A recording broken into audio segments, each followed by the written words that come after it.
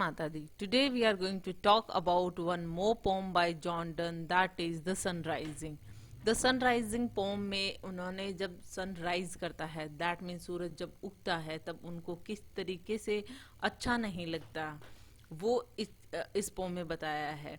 That means कि यहाँ पे जैसे this pome was published in 1633 posthumously in the collection songs and sonnets.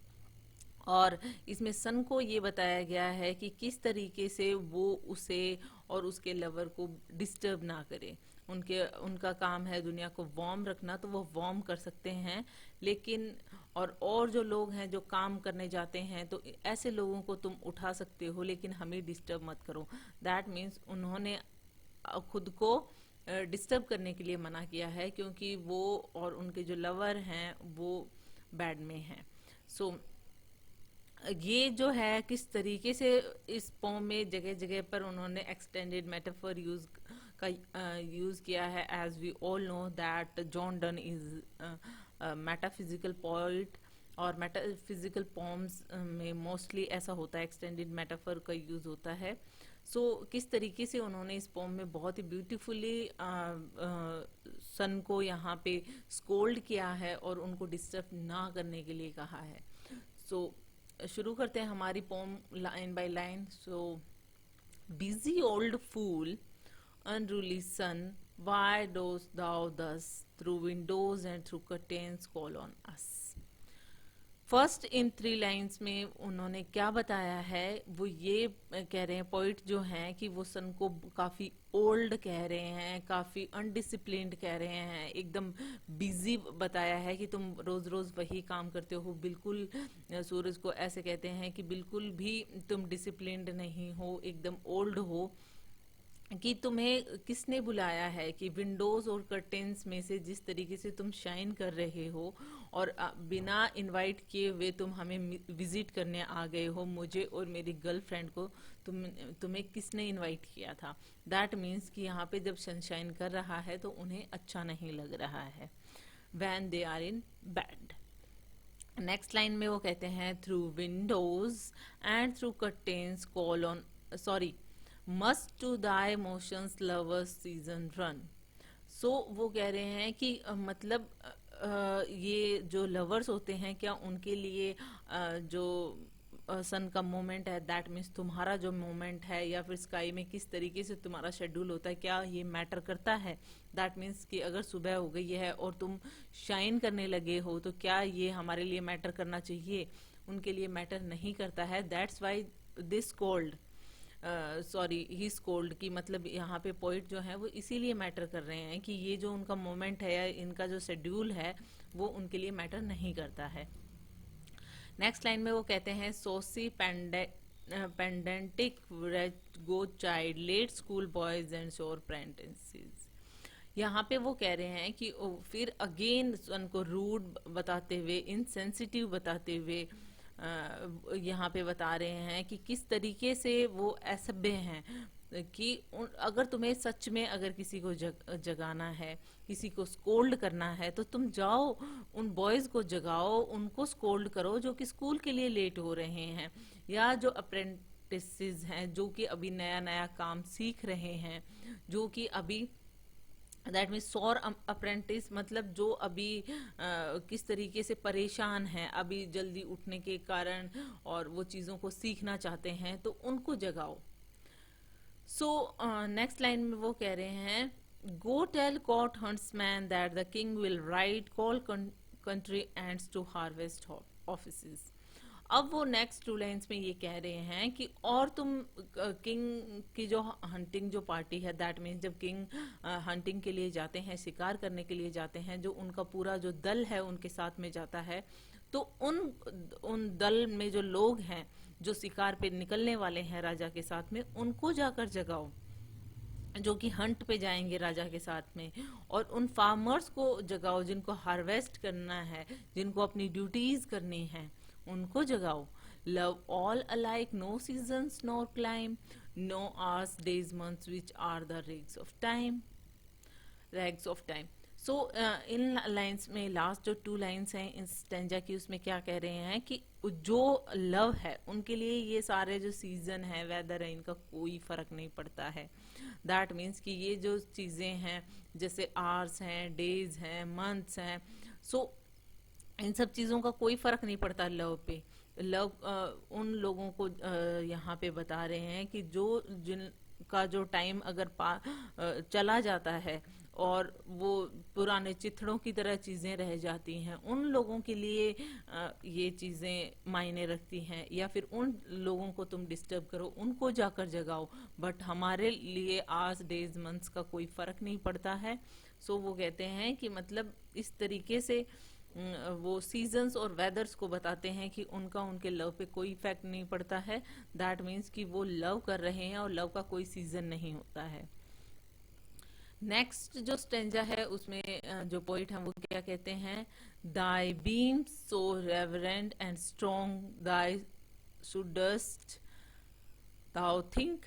तो यहाँ पे ये कह रहे हैं कि क्या तुम्हें लगता है कि तुम्हें ऐसा क्यों लगता है, सॉरी, कि तुम यहाँ पे सन को से पूछ रहे हैं यहाँ पे कि तुम्हारे जो रेज हैं वो इतनी ज्यादा, या फिर बीम्स हैं वो वर्शिप करने लायक हैं, या फिर बहुत ज्यादा स्ट्रांग है, तुम्हें ऐसा क्यों लगता है। तो आगे वो क्या कहते हैं, I could eclipse and cloud them with a wink but that I would not lose her sight so long. वो क्या कह रहे हैं कि मतलब तुम्हारी जो रेज हैं वो इतनी ज्यादा स्ट्रांग नहीं है, अगर मैं चाहूं तो उन पे ग्रहण लगा सकता हूँ। इक्लिप्स का मतलब ग्रहण, कि मैं उन रेज को रोक सकता हूँ, उन पे ग्रहण लगा सकता हूँ, जस्ट अपनी आंखों को बंद करके। बस फर्क ये पड़ेगा कि उस टाइम पे मैं अपने जो लवर है उसको भी नहीं देख पाऊंगा, और मैं अपने जो लवर को नहीं देख पाऊंगा तो मैं इतनी देर के लिए आंखें बंद करना नहीं चाहता। बाकी अगर मैं आंखें बंद कर लूं तो तुम्हें ग्रहण लग सकता है, दैट मीन्स तुम्हारी रेज को मैं रोक सकता हूँ। If her eyes have not blinded दाइन, दैट मीन्स यहाँ पे क्या कह रहे हैं कि क्या मतलब तुम्हार उन उसकी आंखें जो हैं, दैट मीन्स मेरी लवर की जो आंखें हैं वो ज्यादा ब्राइट तो नहीं है, लेकिन वो तुम्हारी आंखों को जरूर ब्लाइंड कर सकती हैं, कि उनको अंधा कर सकती हैं। फिर नेक्स्ट लाइन में वो कहते हैं, look and tomorrow late tell me whether both the Indias of spice and mine be there though left them or lie here with me। वो कहते हैं यहाँ पे कि जाओ और चेक करो, और टुमारो लेट आना, दैट मीन्स कि आज की तरह जल्दी मत आना, शाम को आकर मुझे बताना कि जहाँ पर दोनों इंडीज जो हैं, ईस्ट एंड वेस्ट, दोनों जगह पर जाकर आना जहाँ पे स्पाइसेस मिलते हैं इंडिया के वो हिस्से, और वो जाकर देख कर आना कि तुमने उनको कहाँ पर छोड़ा था, दैट मीन्स ईस्ट इंडीज और वेस्ट इंडीज को कहाँ पर छोड़ा था, और तुम आकर यहाँ पे ये पाओगे कि वो दोनों यहाँ पे मेरे ही साइड में हैं, मतलब मेरे ही नेक्स्ट टू मी लेटे हुए हैं, लाई करते हैं। दैट मीन्स वो ये कहना चाहते हैं कि पूरी दुनिया, जैसे ईस्ट इंडीज है, वेस्ट इंडीज है, वो सारी ही चीजें जो हैं वो मेरे पास हैं यहाँ पे, दैट मीन्स पूरा ब्रह्मांड मेरे पास, पूरा वर्ल्ड है।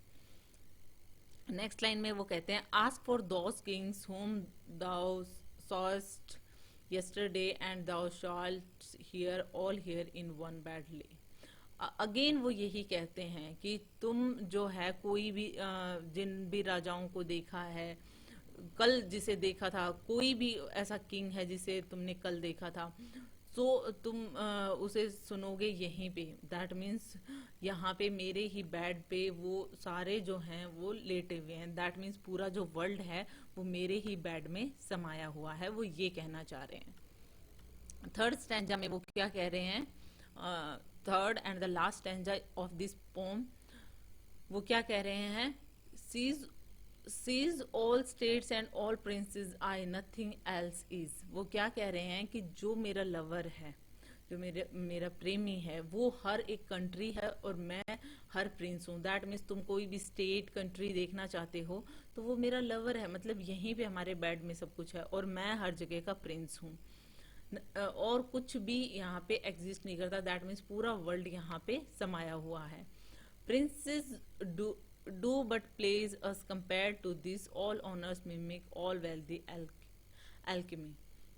नेक्स्ट लाइन में वो क्या कह रहे हैं कि प्रिंसेस जो है सिर्फ प्रिटेंड कर रहे हैं कि वो हमारी तरह बहुत रिच हैं, हमसे कंपेयर करते हैं हमारे लव से, लेकिन देखा जाए तो वो हमारी एक चीप कॉपी हैं. वो सिर्फ और सिर्फ जो है वेल्थ के पीछे भाग रहे हैं, रिच होने के पीछे भाग रहे हैं.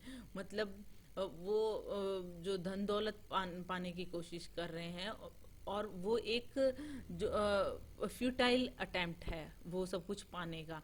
दैट मीन्स हमारे प्यार की तुलना में वो कुछ भी नहीं है. नेक्स्ट लाइन में वो कहते हैं, thou sun art half as happy as we in that the world contracted us.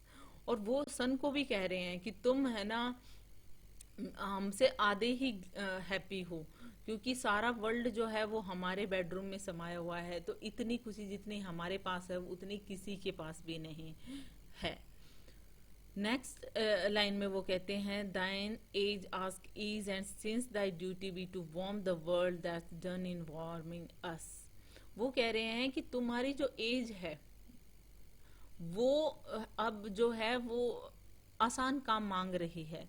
That means तुम्हारे जो शरीर है वो आराम मांग रहा है, क्योंकि तुम बूढ़े हो चुके हो. सो तुम इजी रहो, तुम आराम से रहो, और तुम्हारी ड्यूटी सिर्फ इतनी है कि तुम दुनिया को वार्मथ दो, वार्म रखो. और तुम ये काम हमें गर्म करके भी रख सकते हो. दैट मीन्स तुम हमें भी वार्म रख के ये काम कर सकते हो, क्योंकि सारी दुनिया हमें में समाई हुई है. तो तुम हमें अगर गर्म रखोगे तो पूरी दुनिया ऑटोमेटिकली गर्म हो जाएगी. सो नेक्स्ट लाइन में वो कहते हैं, shine here to us and thou art everywhere, this bed thy centre is this walls thy sphere. वो क्या कह रहे हैं कि क्योंकि जो अगर तुम हम पे चमकोगे, हम पे शाइन करोगे, तो समझो कि तुम हर जगह पे शाइन कर रहे हो, एवरीवेयर शाइन कर रहे हो. क्योंकि ये बेड को तुम लगाओ कि ये तुम्हारा सेंटर है, और ये बेडरूम की जो वॉल्स हैं ये पूरा समझो कि सोलर सिस्टम की आउटसाइड बाउंड्री है. दैट मीन्स कि बेड जो है वो सोलर सिस्टम का सेंटर है, और बेडरूम की जो दीवारें हैं वो सोलर सिस्टम की जो आउटसाइड बाउंड्रीज हैं वो हैं. सो यहाँ पे इन्होंने इस पोम में अपने बेड को पूरा सेंटर बताते हुए सोलर सिस्टम का, और अपने रूम की बात कर रहे हैं as boundary of the solar system. वो अपने पूरा संसार अपने बेडरूम को मान रहे हैं, और इसीलिए वो चाइड कर रहे हैं सन को कि तुम सुबह सुबह इस तरीके से कैसे आ जाते हो, और अगर तुम्हें जगाना है तो इन सब लोगों को जगाओ. और देखा जाए तो तुम्हारी दौलत कुछ भी नहीं है, तुम्हारी शाइन कुछ भी नहीं है हमारे सामने. दैट मीन्स वो अपने लव के सामने वो और इन सब चीज़ों को बिल्कुल भी नहीं मान रहे हैं. दैट मीन्स यहाँ पे सन को ये सब चीज़ें बता रहे हैं कि जो तुम्हारी शाइन है, जो भी कुछ है वो तुम्हें करना चाहिए, तो वो तुम हमें देकर सारे वर्ल्ड को दे सकते हो. दैट मीन्स सारा वर्ल्ड जो है हमारे ही बेडरूम में है. So it's all about it. Hope you like it. If you like it, please hit the thumbs up button. Please subscribe the channel. Put your views and suggestion in comment section. So thank you.